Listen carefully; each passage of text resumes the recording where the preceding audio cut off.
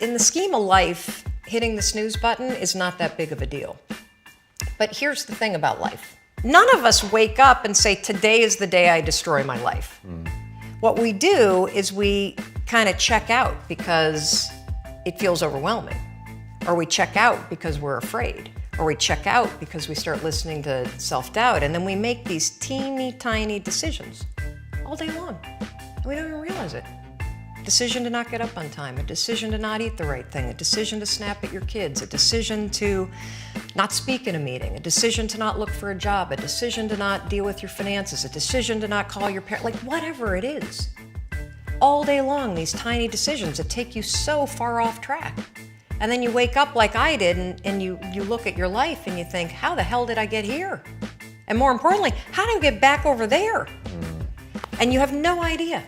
And so I was so trapped. And I know from your story, you felt the same way. Like you knew that there was more in store for you, but you couldn't figure out how do you close that gap?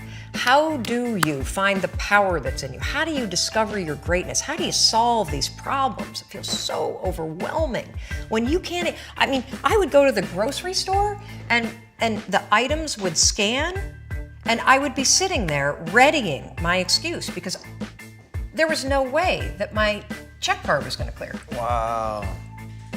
So I got in this struggle with myself that a lot of us find ourselves in, and that is you get trapped in what I call the knowledge action gap.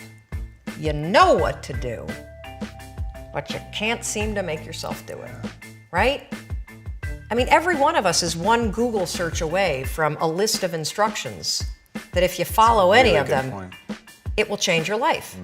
But how do you get out of your head and stop thinking about what you need to do and actually do it? And in my case, this stuff was pretty easy. Get up on time, make breakfast for the kids, get them on the bus, start looking for a job. Be nicer to Chris. Don't drink so much. Instead of isolating yourself, pick up the phone and call a friend. Get yourself out into the woods and go for a walk. Start running again.